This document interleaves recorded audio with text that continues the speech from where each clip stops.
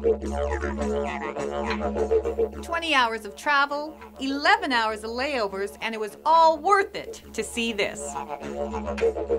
Join me on my adventure to Queensland, Australia, where I meet the locals, try the food, and find adrenaline activities. This is adrenaline down under.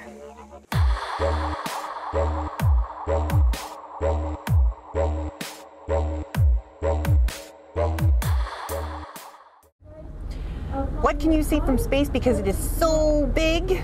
The Great Barrier Reef. Today on Adrenaline, that's where we're going. Now this I'm pretty excited about. And as you will see, the events of this day will forever be etched in my mind. But first, let's meet Jeff from Reef Magic, who's going to tell me what I'm about to get into. It's a hard one for you. It's Jeff, J-E-F-F, and the surname's Cameron Smith. It's Cameron, then a hyphen, then Smith. I have never met a guy with a hyphenated last name. Hyphen. I should be a lawyer, not working on the reef. Oh, there you go. Good. And you've been working for Reef Magic for how long? I've been here 9 years now. 9 years. Yeah, so you really enjoy it? I love the reef, yeah. I don't get out as much as I should. A lot of it's a sales-based thing, but yeah. Well, yeah, look at this office. It's fantastic. Beautiful spot to be. Nice. So what should I expect when I get down onto the reef today? Well, about 90 minutes we'll have you out there, and we're going to get you in some snorkeling gear, throw you in the water. You're going to see Wally straight up. Wally's our giant wrasse. He's there every day of the week, and he's a fish. He's as big as you, probably weighs more than you, and he'll come up and shake hands to start with. Nice. If you survive that, we'll chuck in some dive gear, get you out for a dive along the outer wall, possibly even. Yep. Snorkel tour with Eric in the afternoon. Nice. This thing up here that's buzzing around, helicopter going past.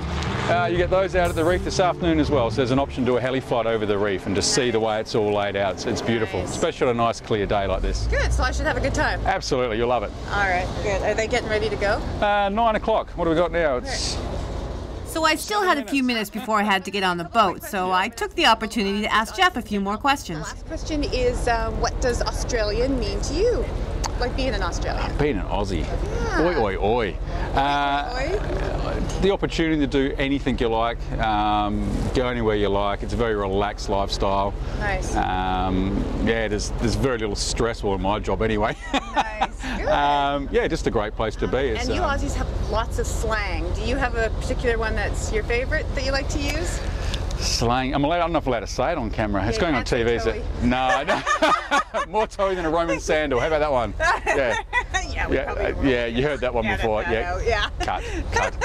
No, I think that was it. Unless you want to add anything else. I'm not going to get eaten out there, am I? No, I hope not. We have, shark-wise. Maybe the Aussie men? Yeah. No, you'll be fine. They're man-eaters. They don't eat women. Oh, okay, there we go. I'm good then. Okay. You'll be fine. Perfect. Graham, on the other hand, don't know. No, we trust him already. Go on, that's it. He'll be looking. Put one of those cameras on his head when he goes snorkeling. Poor Graham, we're making so much fun of him and he's not even here to defend himself. So, with that, I need to go round Graham up, get on this boat, and let's get out to the Great Barrier Reef. Graham. Hey! The Great Barrier Reef is a World Heritage Natural Wonder of the world. I am not alone in my excitement to see this amazing place. I waited so long. Have you? Where are you from? From the U.S. Nice. Where in the U.S. are you from? Yeah, Massachusetts, about 40 miles north of Boston. Nice, nice. Well, you have fun. Thank you. Now let's meet someone that does this trip all the time. He's the captain of the boat. So this is called either the wheelhouse or the bridge? We prefer wheelhouse, but on bigger ships they call it the bridge. Okay. Very formal. So do they actually still say captain? Everyone here don't. No? But some people do. Okay. How long have you been doing this for? Nearly 20 years now. Really? Yeah. Wow, so you do like this job? I love the water, love the boats. What about the tourists? Yeah. They're the best part. It's okay, yeah. I would think after a while you might get a little tired of tourists. It's fine. Is it? You're meeting different people every day. That's true. It's true. How many drinks have you had this morning? I had one last night, which is too many for me. Do you have many people that ever get sick on the boat? Oh, yes. Do you? Yeah. Every day is different, but on very rough days, a lot of people are not. A lot of people get sick? Used to the movements.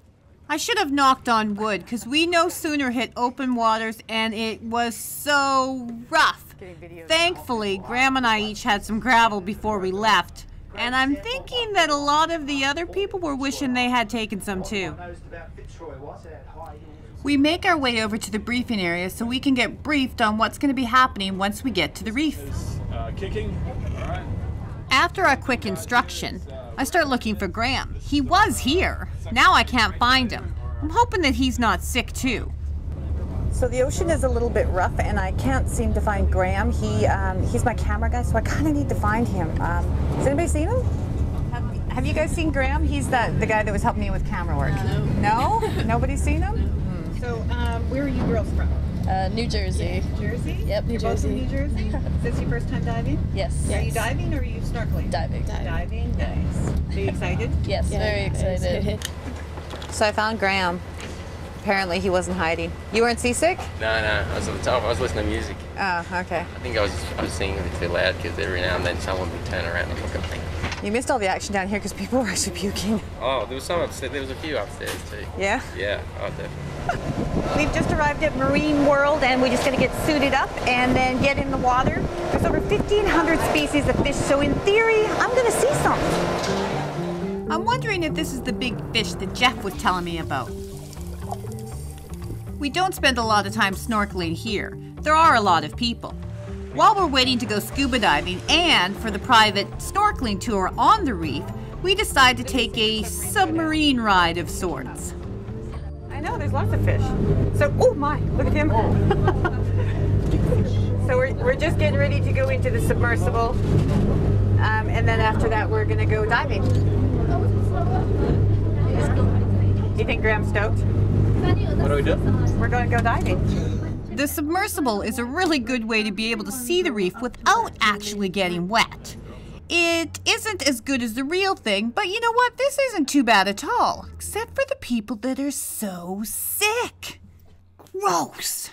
I have never been so glad to be able to get out of that tiny little submersible. Now we're going to head on over and get all geared up to go scuba diving. First thing they do is they take you just below the water and they make you practice with the regulator to see if you can really figure out how to breathe underwater. We had the underwater camera attached to Graham. He did this for a while with us, but unfortunately he was having too much difficulty with it and was unable to dive with us.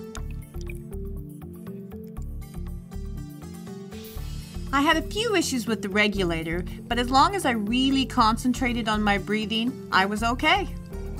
We started to make our descent down into the reef. We had to continue to keep popping our ears because of the water pressure. I do have to admit that it was amazing.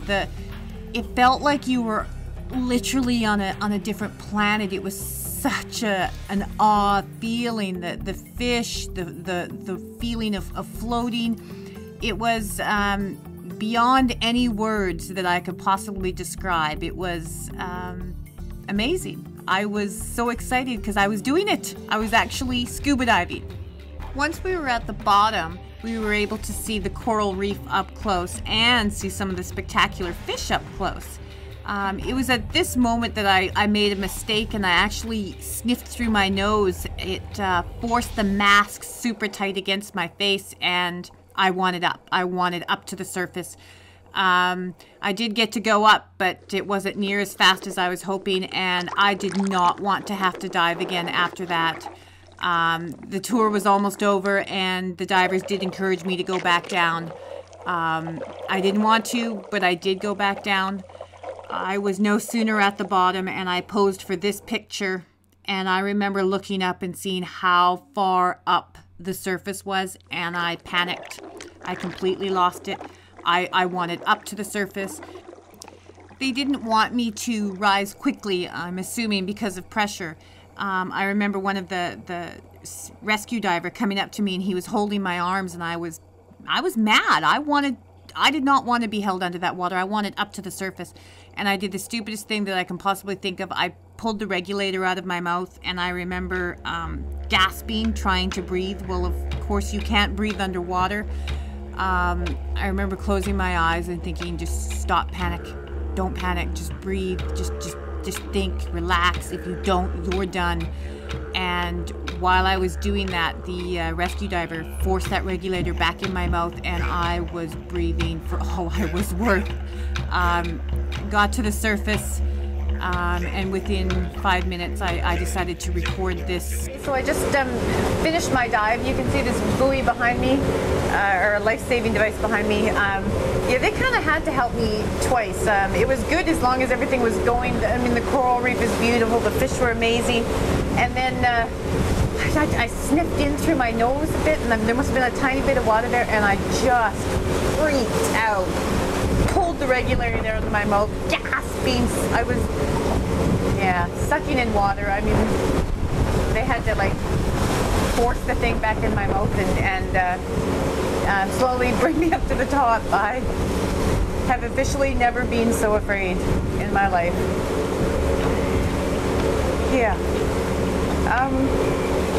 Adrenaline, I guess.